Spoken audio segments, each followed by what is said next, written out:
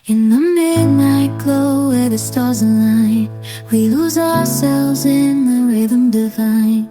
Underneath the sky painted with dreams we're chasing. Welcome to episode 17. I am Mari. And I'm Jody. And today we are going to be talking all about Saturn Returns. But first, we're going to start by breaking down what Saturn represents on a really deep level. And then we'll get into some more specifics about Saturn's patterns throughout your life. And then really hone in and focus in on Saturn Returns because they're a big deal in our lives. And we're going to talk about they don't have to be something to be afraid of because that's something that gets talked about in the zeitgeist a lot. Mercury retrograde and Saturn returns are like these buzzwords or these things to be afraid of. And we really want to change the narrative around that and just bring awareness to these things because all of these things are here to serve us. We talk about that a lot. So I'm just going to jump right in. I'm going to go into story time a little bit today because I want to dive into some mythology, Greek mythology around where these archetypes come from. So to begin, why is Saturn so important in the natal chart? Well, ultimately, it's because Saturn in its simplest form represents the soul's agreement to become human.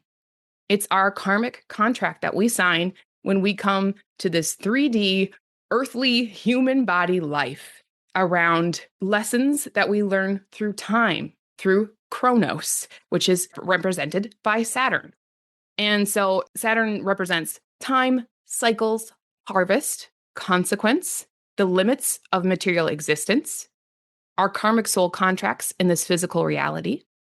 And at first in our life, Saturn can feel like fear, pressure, scarcity, or there's not enough time. But with maturity, Saturn becomes patience. Saturn becomes devotion. Saturn becomes discernment and embodied wisdom. Saturn as Kronos. Kronos is the Greek god of time in mythology. And Kronos ruled the Golden Age, a time when humans lived simply, close to the land, governed by natural cycles rather than domination or ambition. And this matters because Kronos originally represents natural order, not cruelty, right? So Kronos himself is the son of Uranus, which represents the sky, and Gaia, the earth. Uranus represents infinite sky, pure potential, limitlessness, and the unformed.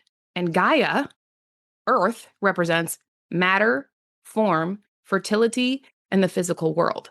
So Kronos is born at the meeting point of infinite potential and physical reality. And Kronos, Saturn, is literally the force that shapes the infinite into form, which is what we do when we come to this planet. We're the spiritual infinite being that has chosen physical form and to live out this human life and go to Earth school, like we talk about. We come to Earth school to learn only what can be learned in physical reality within the constraints of linear time. And that is what Saturn is all about. So the overthrow of Uranus. Let's dig a little deeper into the story here. Uranus and Gaia have many children, but Uranus hates and fears them because they represent change and succession. Once form exists, the infinite is no longer alone. So Uranus feels threatened by his own kids. No longer the sole authority, Uranus feels he could be replaced by what he's created. So Uranus responds by forcing his children back into Gaia's womb, preventing them from taking form. And I will say this, Greek mythology is full of symbolism. So some of the things in mythology are pretty gnarly. They're pretty intense and sometimes gross sounding, but it's all archetypal. It's trying to paint a very vivid picture sometimes, but it's archetypal and it's meant to be symbolic, right? Not literal. That's why it's mythology, but it's telling a story that we can sort of visualize and relate to. So yeah, some of gets a little gnarly. So Uranus is trying to force his children back into Gaia's womb, preventing them from taking form in physical reality, right? So obviously this enrages Gaia and causes her immense pain.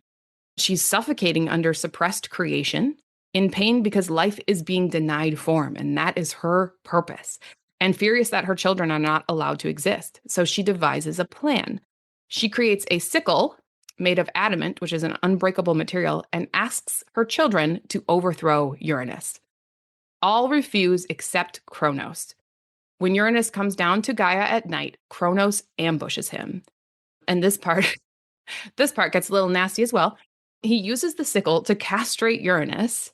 And symbolically, though, let's talk about the symbology. This represents limitless potential is cut, right? When we're in physical form, we are no longer limitless. There are limits, there are constraints. So limitless potential is cut. Time begins. Separation is born. That one's very important because when we come to this earth, we feel other, we feel separate. We are part of a whole. We are part of all of creation, all of source, but we feel separate. And that is one of the hardest things about becoming human is this feeling other, right? So separation is born, form becomes possible, and sky, limitlessness, is permanently separated from earth. There's no longer limitlessness here. We have limits. So this is the birth of linear time and incarnation. Another kind of rough part of the story, but a very important one, this is important, is this.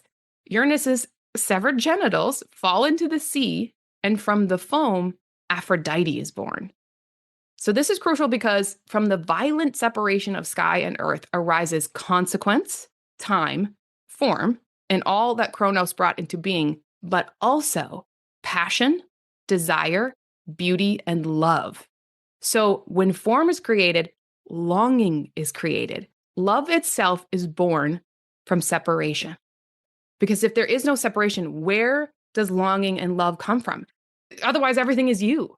If everything is one, how do you explain love and desire, right? So literally what we think of as love and longing and passion and all of those things come from this human feeling of separation. So we're longing back for oneness. That's why we want to unite with one another and find our loved one. We're looking to come back into oneness.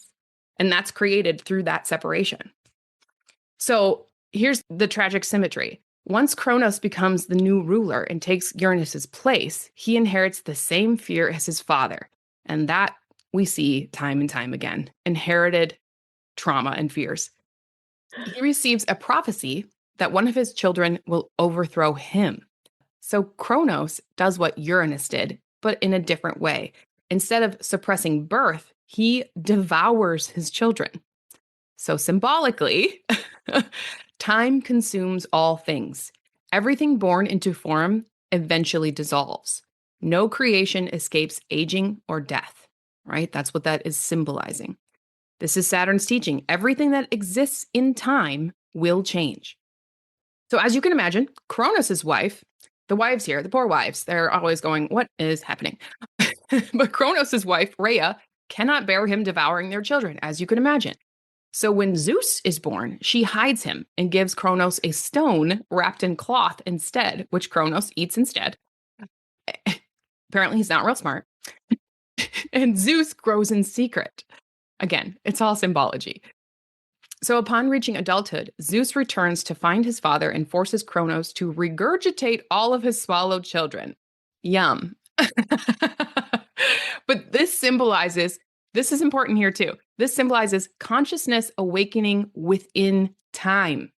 That is what we want to see more and more of in the world.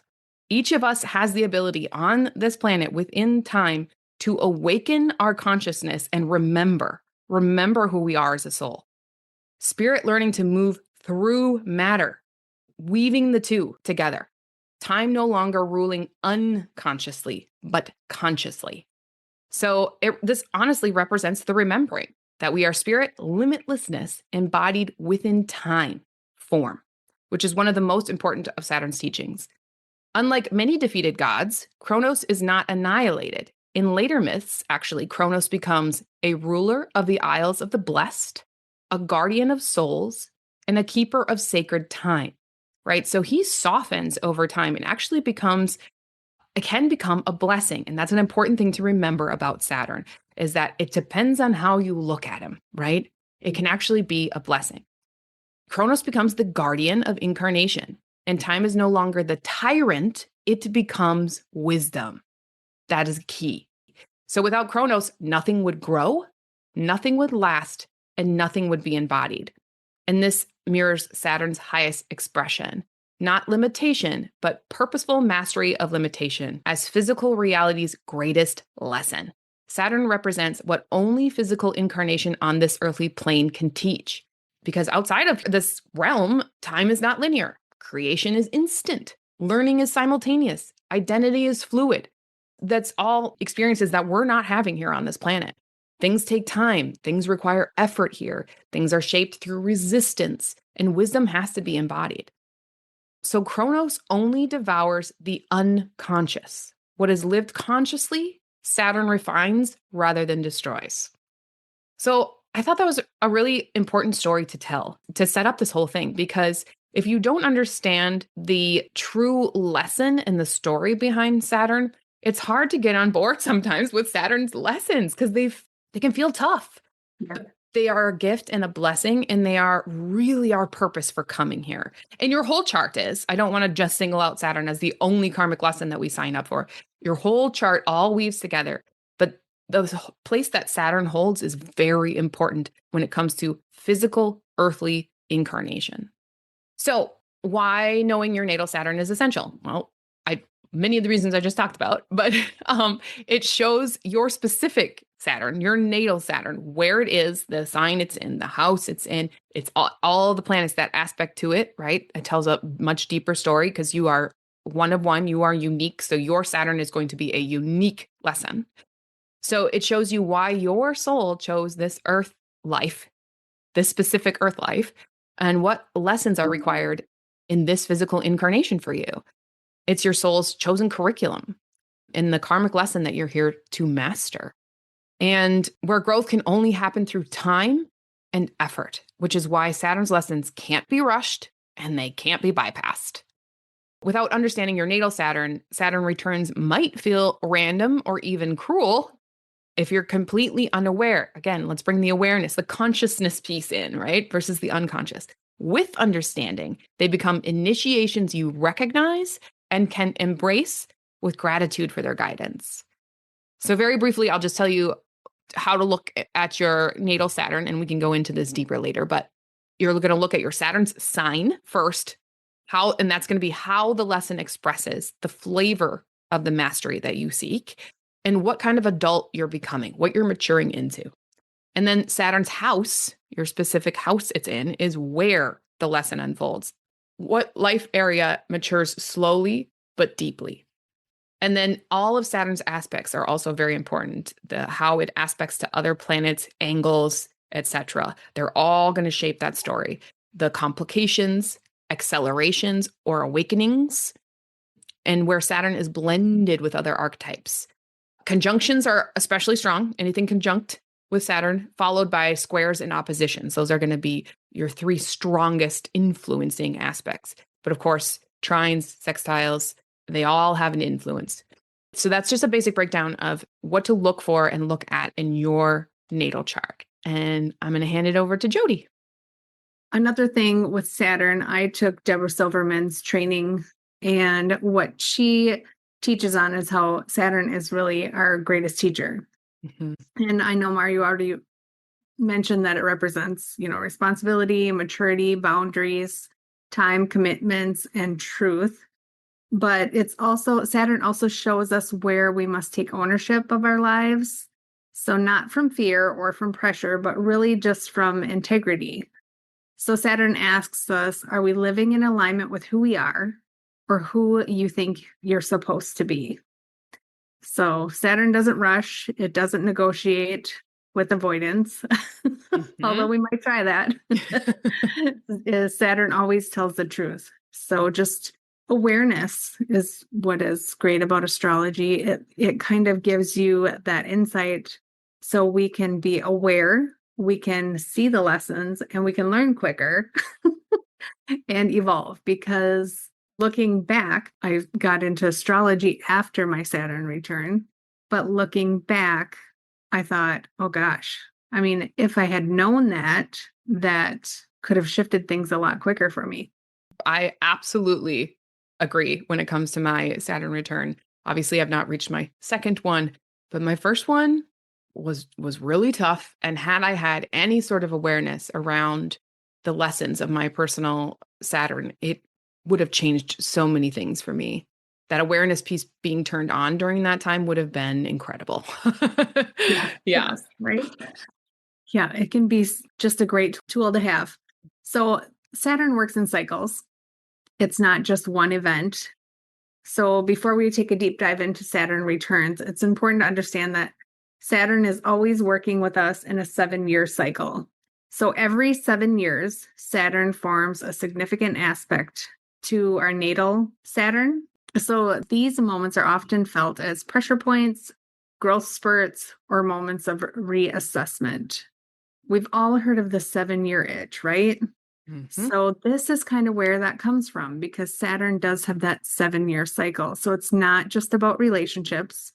It's really about life structure. So here's how the cycles unfold. Around the age of 7, Saturn forms its first square to your natal Saturn. This is when we begin to learn rules, limits, responsibilities. You get a little more independent at 7.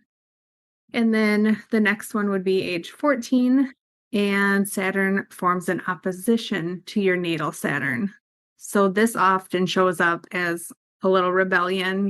You're testing the boundaries and you're questioning authority. This is those fun teenage years where we've gone through it. Nobody recognizes that cycle. So, and then the next one is at 21. So at 21, Saturn forms another square. Many people feel the pressure of adulthood approaching and start asking what direction they're heading. So it's kind of just pulling in that, that maturity at that age. You're 21 and you're like, okay, now I'm 21. Where do I go from here? And then comes your Saturn return between the age of 28 and 30. And it kind of varies based on the degree that your birth Saturn is and how often Saturn goes retrograde within that time period. So some people it happens right around 28 and some people it's closer to 30. So you really have to check that. And the best way to do that is to look in a ephemeris, which we have never talked about, but it's a beautiful book that has all the degrees of the planets throughout most years that we're alive. Mm-hmm. And you can look up when it's going to be a direct hit on your natal Saturn. So then you kind of know what to expect. And what typically happens is that it's going to either come right up next to it and then go retrograde and then come up and touch it again and then go retrograde and then come back a third time. So you can have up to 3 direct hits. Yes, if you will. hits. So that can change things up a little bit. But again, knowing that's coming and knowing when to expect it and being aware of it helps you see the signs easier.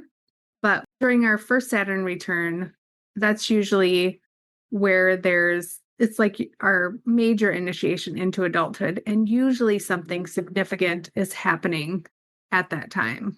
Yeah. And would you say, Jody, in your experience, because this has been my experience reading charts for people and even for myself, that specifically the Saturn return. Oh, and I will say this quickly too. The square opposition square also has a little bit of a flex between like 2 to 3 year kind of flex depending on retrogrades as well. So it could 7, it could be 6 to 8, right? Or, 13 to 15, not always 14. So just be aware of that. Your own chart is going to be specific to you. There's a little bit of a flex there. But what I was going to say was, I feel like we start to experience and feel I don't want to call it pressure, but to start feeling the effects of that return up to a year before it actually hits the exact degree. It creeps up. Again, it's time. So it's giving you a preemptive, like a preview before it reaches full intensity. So you can start to feel it and start to work on Saturn lessons before we started this podcast. I said that I worded it before it clobbers you over the back of the head, because none of us wants to be caught unaware by a Saturn return, because it can feel like that if your awareness is turned off. So there's this sort of buildup to it. You might start feeling that sort of that pressure up to a year before the exact degree of return, just to have that awareness piece on. Yeah. And then it keeps going after your Saturn return. So then on the age of 36, there's another square, and that really kind of elevates your life and elevates your life that you've built after the lesson of your Saturn return. And then again, around the age of 44, you're back into an opposition to your natal Saturn, which can coincide with some midlife questioning, relationship shifts, or career changes. And again, I would look at what house it's in to really know the theme. And then at 51, it's another square, which asks you to simplify and refine your life. And then you have your second Saturn return between 58 and 60. And that really invites wisdom, legacy, deeper purpose in. And then if you're lucky enough, you'll have a third Saturn return around 90. So it's interesting when you really just look at the 7-year cycles and pay attention, or even going back into your past and looking at things that happened in your life. It really validates the cycle. Yeah, absolutely. The 7-year thing is real. And it's so fun that we have a visual representation of that in the astrology chart. People talk about these things and like the midlife crisis things. We have words for it in society, but it relates right back to astrology, which is what's so fun about having the awareness turned on around these things. Yeah. And I just wanted to bring in quickly, because something that I was pondering on while really doing a deep dive on Saturn and Saturn cycles was the sort of mirrored archetype that we often hear of, or many of us know of, the maiden, the mother, the crone, which the maiden, mother, crone obviously is feminine, but it's just an archetype of seasons of maturity, right? So you could make that masculine as well. But many of us have heard of the life cycles, or these sort of maturity moments between the maiden, the mother, and the crone. And pre your first Saturn return, from birth to, 29 years, really, I don't see us as true adults until after our first Saturn return. You can have a lot of maturity, you can learn a lot, but you are still the maiden, the youth and the maiden, right? So the themes during that time are exploration, learning through experience, trial and error, identity formation. You're trying to figure out, who am I and why am I here? And you're looking for external validation. And that phase is all about gathering information, trying on identities, learning consequences without the full weight yet. There's a gift to youth in a way. You bounce back easier. And these lessons, you're really taking them in without necessarily the heavyweight consequences yet. Because I'm not saying you don't have a house and a mortgage and kids by the time you're 30. Maybe you do. Maybe you're ahead of the game. But really, you're thinking from 30 to 60, a lot of like the heavy lifting of adulthood comes in that time, right? So Saturn in that first phase, from birth to your first return, is there observing and not necessarily demanding of you. It's ushering you into your lessons. And you're learning through experience, not necessarily mastery yet. And then post your first Saturn return, from 30 to late 50s, would be the phase of the mother, and where Saturn's tone shifts. Now the themes are around responsibility, stewardship, creation, holding others and yourself, building something that lasts. And mother doesn't necessarily mean literal motherhood, but mothering ideas, work, community, mothering yourself, becoming a container for wisdom, service, or creation. And Saturn here is saying, what are you responsible for in this new chapter? And can you hold it with integrity? And then post your second Saturn return, I think of as the phase of the crone. So 58-ish, late 50s into late 80s and beyond, I would call it, even after. I have something brief for after, if you're lucky enough to make it to your third Saturn return and beyond. But the crone is the truth teller, the one who no longer performs, the wise elder. So these are themes around discernment, sovereignty, letting go of excess, teaching through presence, being the wisdom keeper. Saturn here is less about building and more about distillation, legacy, passing on knowledge, and living in alignment without apology. So your authority becomes internal, not earned. It's a very, very different feeling than the mother phase. That's a lot about accomplishment and building and doing, and much less so after that. And then if you are blessed to go beyond your third Saturn return, you're truly in like the elder and like ancestor sort of phase. And it's about completion, release, forgiveness, integration, and preparing to return your energy back to source at that time. You're in the liminal space, really, in between worlds. So I was just going to talk briefly about why a Saturn return can feel so intense. It does not have to, but here's a few reasons why it can feel so intense. During a Saturn return, old coping mechanisms stop working. Illusions fall away. Time suddenly feels real. And that's why I use the word pressure, because the weight or pressure of time, you start to feel that. It becomes very real. And we all know what that feels like when there's a deadline and, all of a sudden, I'm not ready. I'm not prepared, right? Like it feels like pressure, much like gravity, right? These things, like I talked about earlier, Saturn is very earthy and it's about time and gravity, and those things really weave together. So what's unsustainable becomes really obvious. The training wheels of youth come off, right? Your training wheels are coming off. It's time. It's time to become a full-blown adult. Your excuses are going to stop working, and the patterns that once felt tolerable suddenly feel completely unlivable. You got to grow up.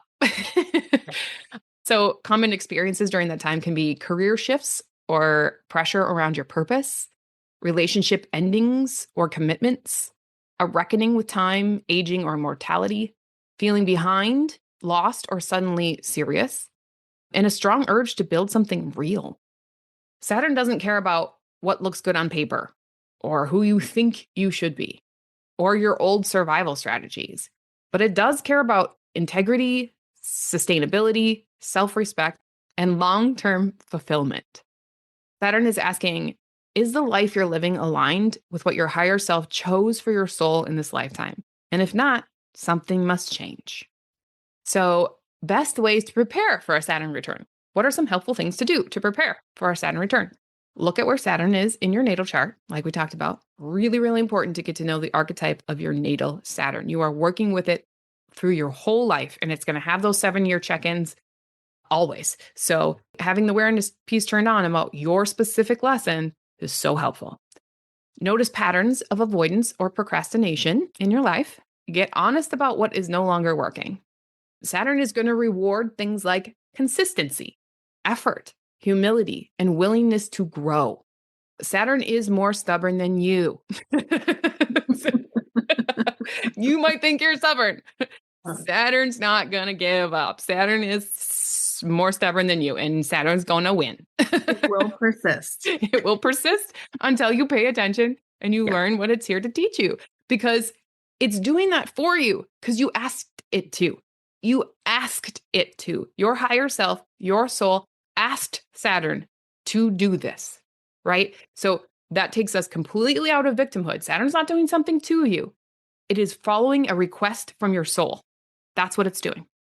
So what can you take from a Saturn return? On the other side of a Saturn return, many people feel greater confidence, clearer boundaries, a much stronger sense of self, less tolerance for BS, honestly, which I think is a beautiful thing. There's clarity around that, right? I know who I am. I know what I'm here. I know what I'm about. It's like a strong backbone in your identity. And a life that feels more yours. Saturn gives you earned confidence. I know who I am because I've lived it. And the gifts of Saturn are yours to keep because, let's face it, you earned them. You earned those lessons, and they will serve you for a lifetime. So your Saturn return, again, is when transiting Saturn comes back to the exact degree and sign it was in when you were born. So we have Saturn going into Aries. Right now, Saturn's at 29 degrees, Pisces, about to leave permanently. Some of us are saying, thank goodness. Um, and it's going to be going into Aries. So if you are new to astrology and you don't know where your Saturn is, if you were born in between 1967 and April of 1969, your Saturn is most likely in Aries. And then also April of 1996 to June of 1998. So in between that time period, earlier in 96, so from April. So if you're born anytime after April, you're most likely going to be having one of those direct hits coming up here. And actually, if you're in the first couple degrees of Aries, you may have gotten a taste of this earlier in 2025. I'm not sure. Yep. It was, from June and then into the fall. It briefly moved into Aries. I believe it even got up to 1 degree. It hit 0 and then 1 degree before it retrograded. So if you're early degree Aries Saturn, you are already deep in it. You've already had one direct hit. And so probably this whole previous year, like I said, the lead up to, and maybe even a little bit before, you're already deep in it. So definitely find out the exact degree if you are an Aries Saturn. Right.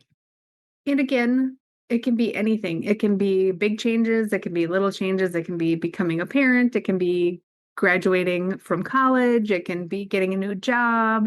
Those are kind of the prominent things that show up. Sometimes, again, if we're not on our highest self path, it might be a little more bumpier than that. So you might be having a lot of things come up, which is usually a little bit of a message from Saturn saying, okay, pay attention and listen here. And to your point, Jody, not all Saturn returns are hard. Not all Saturn returns have to be intense and difficult. It depends on how aware you are, how much work you've done on that particular karmic lesson. I would say it's much harder to know your Saturn really well in the first Saturn return. By the time the second Saturn return comes around, it almost could feel like an affirmation time of like, you are on the right track. You're doing the things you signed up to do. And it can feel very affirming. It doesn't have to be, it is what you make it. And it is what, as much awareness as you have, that's where Saturn's going to meet you. Right. And not only it's where it's placed, what house it's placed, how it's aspected, or if you think of how the other planets are talking to it, are they playing nice? Are they causing a little more friction there? And that's where Mari and I come into play, because if you don't want to figure it all out on your own, you can check in with one of us and we can help you figure it out, because it can be very overwhelming and a little bit like, I don't even know where to go from here. Yes, please reach out and we can pull up your chart and get you a little more specifics on what your natal Saturn is telling you as far as aspect and such, because there's a lot to weave into the story, like Jody said. So we'd be very happy to help. Yes.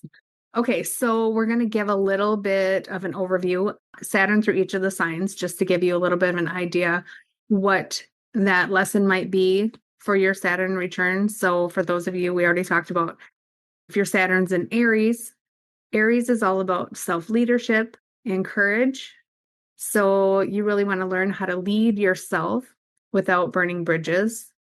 Your Saturn return asks you to redefine strengths. Early life may have taught you to fight for space, prove yourself, or act quickly out of fear or being overlooked. During your Saturn return, impulse reactions, anger, or avoidance of responsibility tends to surface so that you can master it. So you're learning how to initiate without aggression, how to assert yourself without dominance, and how to trust your instincts and pace yourself. So true courage comes from steadiness, not speed. You become a leader by example, not by force. And if your Saturn is in Taurus, Taurus is all about self-worth, stability. So it's about building security that grows with you. This Saturn return may bring money, values, body, the material comforts into sharp focus for you. You may confront fears around scarcity, attachment to comfort, or stay too long in a situation that feels safe but stagnant. So you're learning that your worth isn't tied to productivity or possessions, how to create sustainable abundance and not just survival, when comfort supports growth and when it prevents it. Saturn in Taurus teaches that true security is internal. When you value yourself, your life stabilizes naturally. All right, Saturn in Gemini. This is conscious communication.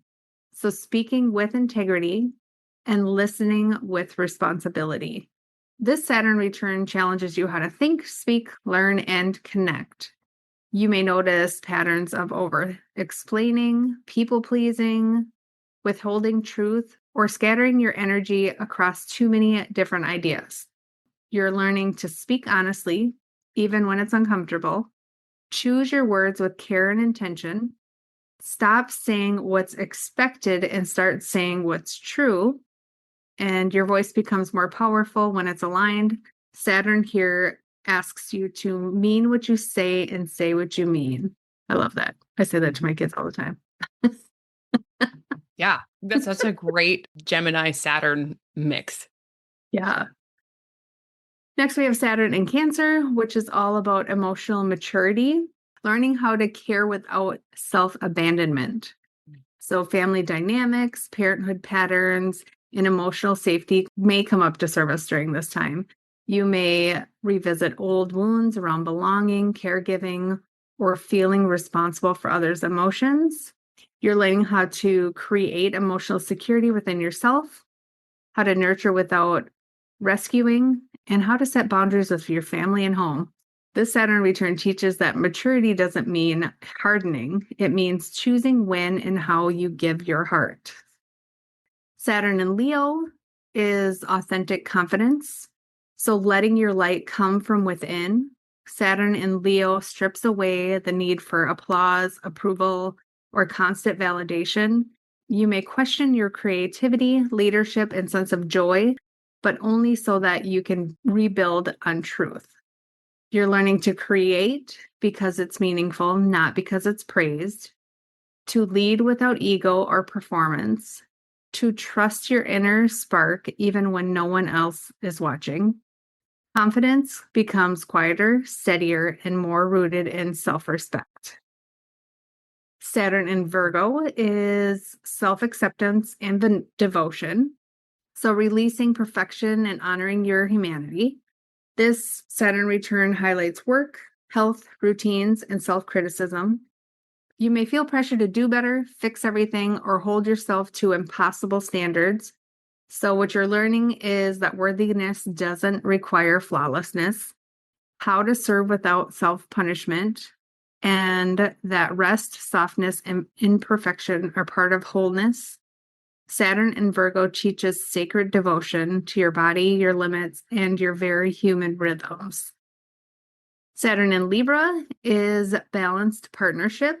So healthy communication and clear boundaries, relationships take a center stage. You may confront imbalances, people-pleasing, avoidance of conflict, or fear of being alone.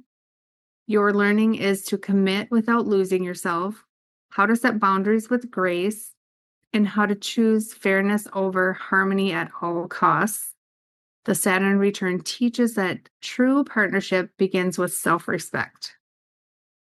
Next, we have Saturn in Scorpio, which is emotional power and trust. So surrendering control to find true intimacy. This Saturn return is one of the most transformative of Saturn returns. Its themes of trust, vulnerability, power, and emotional depth rises to the surface, often through some more intense experiences. So you're learning that control is not the same as safety, how to face fears instead of manage them, and how to open emotionally without armor. Saturn in Scorpio initiates you into emotional sovereignty, where intimacy is chosen, not forced. And then we have Saturn in Sagittarius, which is meaning and truth. So living in what you believe, Belief systems, faith, education, and self-direction are all tested. What once inspired you may feel hollow if it lacks real-world grounding. So you're here learning to question inherited beliefs, to align your actions with truth, to replace blind faith with lived wisdom.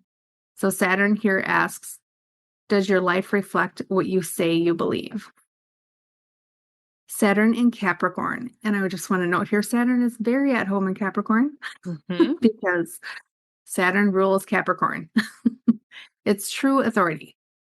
So defining success on your own terms. This Saturn is at home and it doesn't play small. Career, responsibility, reputation, and leadership themes intensify.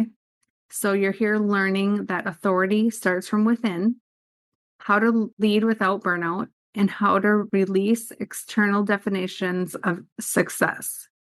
You step into maturity not by climbing endlessly, but by choosing what's worth building.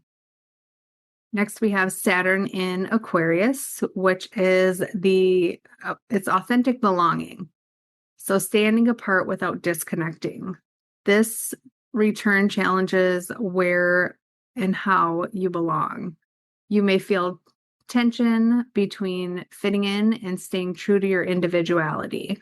So you're learning to stop shrinking to be accepted, to lead through authenticity, to contribute to the collective without losing yourself.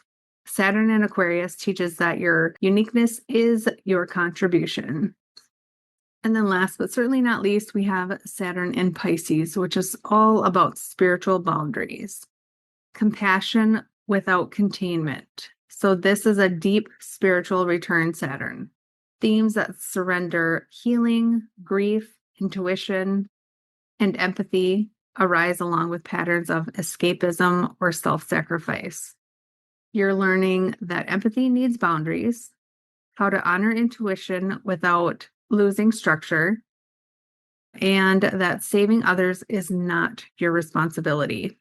Saturn in Pisces teaches you to hold space without dissolving yourself. Anything you want to add to any of those? I think that's great. I think you nailed it. Do you have a specific, now that we've gone over all of this, do you have a specific example from your own chart that you would like to share? And because I feel like there's something to being able to hear a real life story, because we throw a lot of facts at you all, but sometimes being able to weave that in someone's real experience really colors it all in. Yeah. So my specific Saturn return, I have Saturn in the 12th house, but my return happened at a time when I had a career change. So what seemed catastrophic at the time, because what had happened is the company I was working for, another company came in and bought them out. And then some people left and started their own company. So there was like this split. And both companies wanted us, but we kind of had to choose to stay or go. And it was just kind of a crazy time. You felt like you were kids in a divorce. You had to pick who you wanted to go live with.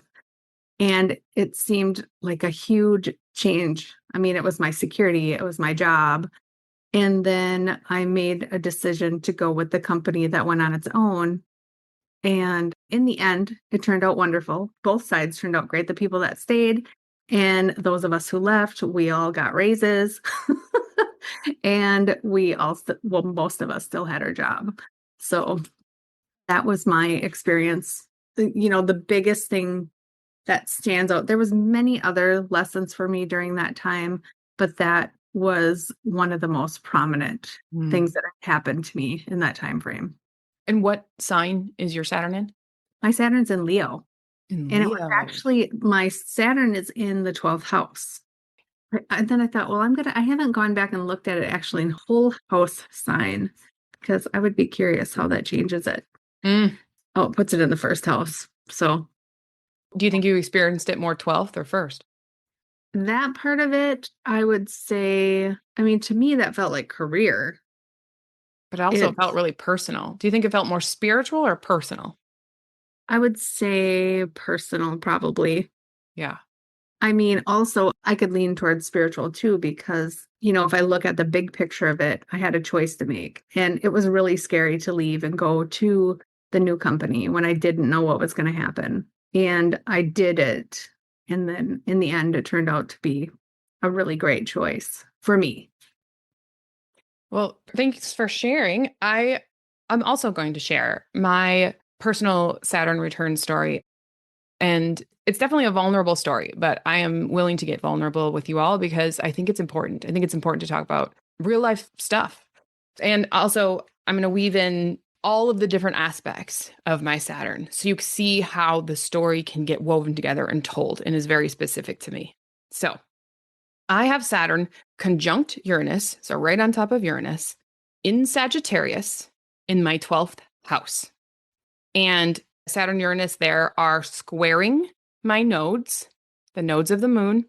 If you've listened to the episode that we did on the nodes, you will remember that anything square to the nodes, we talk about as either a skipped step or the thing that must be addressed before moving towards your north node. It's a hurdle that has to be jumped. You have to address that first. And it's also in opposition to my Chiron, the wounded healer, in Gemini. So that's the placement. And again, Saturn in Sagittarius is a soul contract around truth, meaning, spiritual understanding, learning to trust your wisdom over external beliefs, and it's wisdom versus dogma, experience versus ideology, that type of thing. A conjunction with Uranus is about breaking free from inherited dogma, sudden awakenings, revolutionary insights, and a nonlinear path to wisdom. So that adds an element of spiritual liberation, a nervous system sensitivity, that one's key, a call to live truth authentically, even if it disrupts others.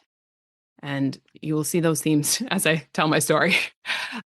And then the 12th house layer, lessons learned in solitude, behind the scenes service, mystical initiation, and time alone as a spiritual necessity. And I also would say the 12th house is sometimes where we deal with mental health, and it can be institutions, literally mental health institutions, or incarceration, addiction, things like that. There's some heavy things that happen around 12th house. So now my story. As many of you may know, if you've listened to our podcast before, you might know a bit of my history. I've talked about this before. I was raised in a very conservative Christian home to an incredibly loving family. I'm very close with my family to this day. There's definitely no rift there. I adore them. They were passing on to me what had worked so beautifully for them, right? They both my parents got saved when they were hippies in their teens and 20s. And it was something that brought them so much peace and joy and truth and beauty. And so they wanted their kids to have that same thing. So we were just, from the moment I could form thought, this was the worldview that I was given. And I tried so hard to make that work for me. And if any of you have experienced moving through what it is you believe, you know that it's something that has to be your own. It can't be simply what you're told. At some point, you have to hold on to it as yours. You have to make it yours because you can't just believe something because someone told you. There has to be a gnosis, like an inner felt sense. And I really struggled with that growing up. And I ended up getting married very young and got divorced. A young person mistake, that marriage, for sure.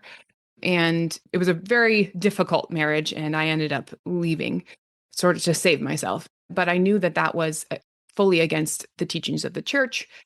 And the heaviness that came with that, for me, started to break down my self-worth. I just couldn't take the belief system that I was given and find peace with where I was headed in my life. And I was really struggling. And then the mental health piece really came in heavily during that time. I had struggled with depression since probably since my Saturn opposition, to be honest with you. It probably came in right around my Saturn opposition when I was 13, 14. I started struggling with depression, and that really escalated during that time. And it just all the way from that time until my Saturn return, depression was just getting worse and worse. And my self-image and the way I saw myself, I was struggling so much with belief and so much with my inherited dogma, right? My given religious system. And I couldn't make it work and I couldn't find peace. And then I had so much self-hatred. I just kind of went into self-destruct mode. And that 12th house was very strong for me around, alcohol to try to numb depression. And right before my Saturn return, the year leading up to my Saturn return, I ended up spending a week as an inpatient in psych. And that was a breaking point for me because I knew I didn't belong there, but it shook me. It really, really shook me. And I consider that my Saturn return wake-up moment. And mine happened right before my Saturn return. But like I said, you're feeling that leading up to. And that's when I decided I can't keep living like this. I can't keep doing this. And I always describe it as scrape my belief system down to the foundation and rebuild it because this isn't working for me. At that point, I was so distrustful of God. I didn't know who God was, even if there was one. I mean, I literally had to take it down to nothing and start over and build a belief system for myself. And, the Chiron opposition to that is Chiron's the wound around your voice, around speaking up. And I was terrified to talk about what I was going through with the people around me, with my Christian friends, certainly with my family, because I knew it would freak them out. Right. So there's the fear around your voice, the fear around speaking. And my North Node is in Pisces, South Node Virgo. So that Virgo South Node really echoes all the story as well of being born into this structure and you have to do it the specific way. And, also being very self-critical, hard on myself. I was never enough. I was never doing enough. I wasn't good enough, all of those things. And there's that square, that Saturn-Uranus square to Pisces. Pisces, full surrender and trust in God and whatever God is to you. It is such an Pisces isn't religion. Pisces is outside of the dogma. It's outside of rules. It's outside of all of that. It includes all religions, all belief that there is a source that is love, that we are all connected and we're all one. That's Pisces. And it's surrendering and trusting in that, not in you have to follow all these different rules and you have to believe these certain things and etc. Right? So if you can see the story, you can see that square and that roadblock and that Saturn return just brought that to a head for me. And I couldn't reach the peace, the surrender, and the joy and contentment of that Pisces North Node until I addressed within myself what I believe. I had to, Uranus, Saturn conjunct, I had to rebel a little bit against what I was taught in order to find my own unique truth. And that was the turning point. That was the turning point for me. I started to rebuild my own belief, and I have reached so much peace, so much joy. I'm a completely different person than I was when I was, 29, 30. I am unrecognizable, and even my family says so. And so, yeah, I just thought I would share that because I wanted to tie in all the little pieces, the aspects, the conjunctions, everything with my Saturn, the house, the sign. It tells the story exactly of what my lived experience is. So that gives you an idea of how to paint the picture with your own natal Saturn. Yeah.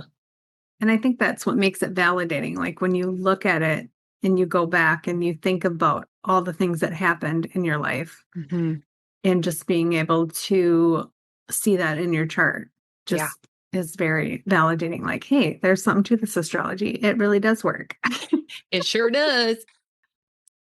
So in closing here, Saturn returns are not punishments. They are initiations. Saturn isn't here to make our life harder. Saturn is here to make life matter and to remind us why we came. Every Saturn return is a reminder why we chose this planet and that we didn't come to escape time, but to be shaped by it. We chose to come here, and there are real gifts of learning through linear time, effort, dedication, and all of those things. That's a huge, truly gift of living a 3D human body, earthly experience.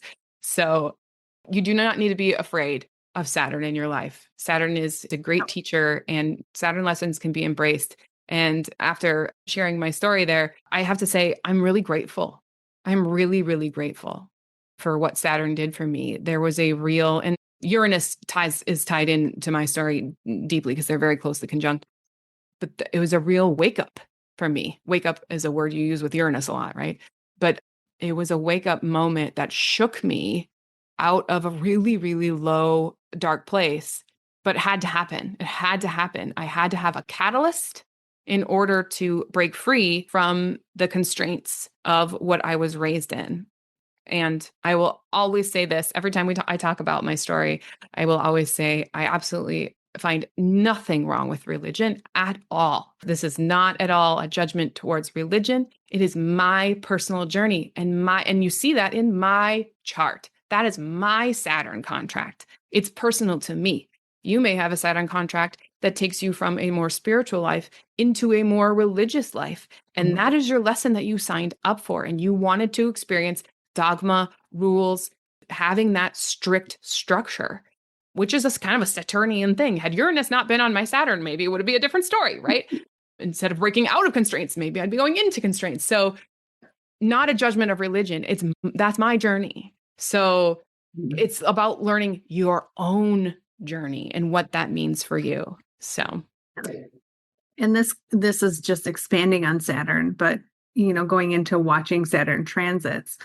Again, Saturn can get a bad name, but I think it's one of the transits that I like to watch the most because I think it can tell you the most and it can set you up for knowing where to pay attention. If your Saturn's going into, the ninth house, maybe it's time to go back to school.